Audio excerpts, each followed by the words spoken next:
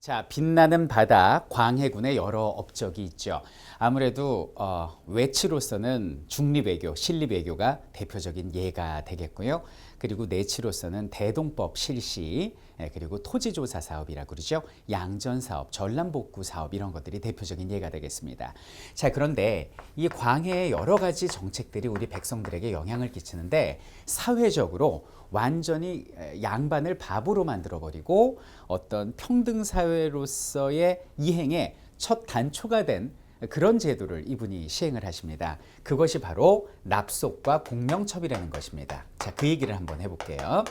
자, 납속이라는 건 말 그대로 국가의 곡식을 갖다 바치면은 노비가 곡식을 갖다 바치면 속량, 해방이 됩니다. 일반 양민이 되고요.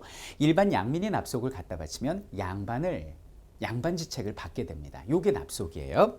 자, 그리고 공명첩이라는 건 말 그대로 빌공짜입니다. 이름이 비어있는 첩이다라는 거죠. 그래서 이거를 국가에서 파는 거죠. 양반을 돈 받고 팔았습니다. 자, 그러면 광해는 왜 여기는 납속과 공명첩을 통해서 양반을 팔 수밖에 없었을까? 전란 때문에 국가 재정이 텅 비어 있는 거죠. 자, 백성들한테 세금을 걷는데 거기에는 한계가 있는 거지 않습니까? 안 되겠다 싶어서 양반을 팔기 시작한 거예요. 그럼 이거는 뭐가 됩니까? 합법적인 방법으로 양반이 되는 길이잖아요. 그래서 조선시대 후기 쪽에 어느 정도 재산이 있는 농민들은 합법적으로 양반을 돈 주고 살 수 있었다는 얘기죠. 그래서 어떤 변화가 오냐면 원래는 조선시대에 양반이 전체 신분 구조의 10%밖에 되지 않았는데 나중에 조선 후기 철종 때쯤 가잖아요. 그러면 이렇게 역피라미드 현상이 벌어지게 됩니다. 그래서 조선 전체 백성 중에 양반이 차지하는 비율이 무려 70%. 다 양반입니다. 세상 말로 이런 말이죠. 개나 소나 말이나 닭이나 돼지다 다 양반이다. 그때 이제 이런 일이 벌어지게 되는 거죠. 그리고 이제 중인의 수는 거의 없고요. 당시에 농민의 수가 28.5%, 그리고 천민, 노비의 수가 1.5%로서 사실상 천민은 거의 사라진다. 이렇게 봐주시면 되겠습니다. 그럼 어쩌다 이렇게 양반의 수가 많아지게 되느냐? 바로 납속과 공명첩의 영향이죠. 여기는 농민들 중에 조선시대 후기 쪽에 농법이 발달을 하죠. 모내기법이 일반화가 된 게 조선 후기예요. 수확량은 늘고 거기다 인건비 줄고 부자 농민들이 등장하거든요. 그 부자 농민들이 납속이랄지 공명첩을 사가지고 양반이 되는 거죠. 그리고 농민들이 마구마구 쇼핑을 해야 되니까 상인들도 부자가 되고 물건을 납품하는 수공업자도 부자가 되거든요. 이 사람들도 양반을 돈 주고 사서 여기는 양반 행사를 하는 거죠. 그리고 또 군에서 공을 세운 사람은 천민도 양인이 될 수 있고 양인도 양반이 될 수 있거든요. 이런 합법적인 방법으로 양반이 되는 거예요. 근데 문제는 뭐냐면 합법적인 방법으로 양반된 사람들이 일부라면 불법적으로 양반이 되는 경우도 많았습니다. 왜?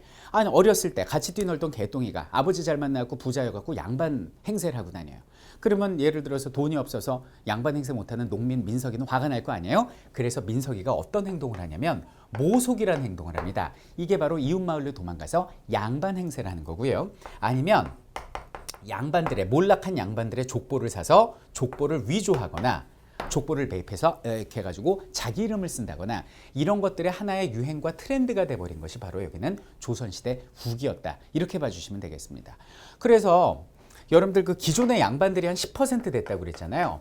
이 10%의 기존의 양반들을 뭐라고 부르냐면 시골에 있는 과거의 양반, 그래서 구향이라고 부르고 새로이 양반이 된 사람들, 농민 출신, 상민 출신 이 사람들을 뭐라고 부르냐면 새로운 양반, 새로운 향촌의 양반, 그래서 신향이라고 부릅니다.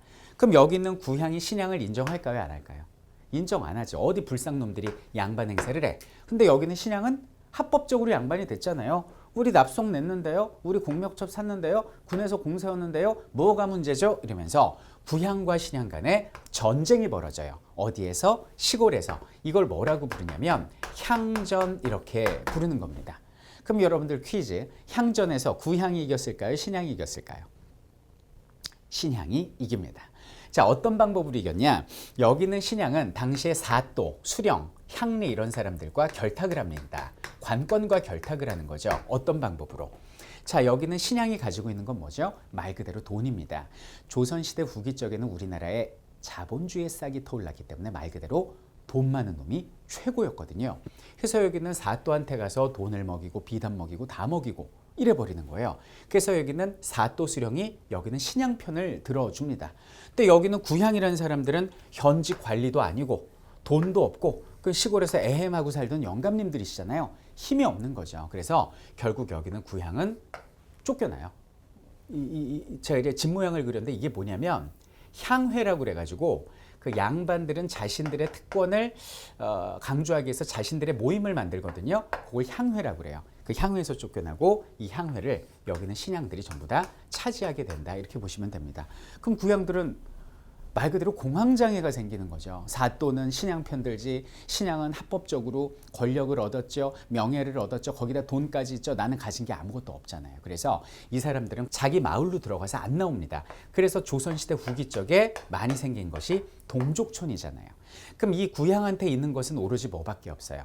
우리 조상, 4대조, 우리 할아버지가 병조참판이어서 그거밖에 없거든요. 그래서 동족촌을 만들고 자기 마을에서 자기 마을만의 약속, 동약을 만들고 자기만의 사당과 사후를 만들어서 조상님께 비는 행위를 하고 일체 외부 사람들을 안 만들었어요. 그래서 김간에, 옹간에, 설간에 이런 동족촌에서 김밥도 말고 사당 사후도 만들어서 빌었던 대인기피증이 생겼던 이것이 조선 후기의 구향이 되고요. 이 사람들은 말 그대로 조선시대 후기 쪽의 서민들의 놀림거리가 되죠.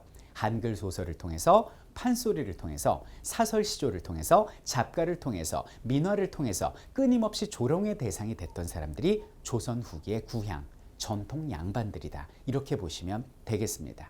그래서 원래 양반은 조선 초에는 문반, 무반 그래서 현직 공무원을 의미하는 말이었고 그리고 이제 16세기쯤 조선 중기쯤 가면서는 현직 공무원과 혹은 전직 공무원의 그 자식들, 일가 친척을 모두 양반이라고 부르게 되는데 이 조선 후기가 되면서 양반은 말 그대로 상대방을 낮추어 부르는 욕처럼 바뀌게 됩니다. 그래서 오늘날도 왜 운전하다 시비 붙으면 창문 내려서 뭐라 그래요?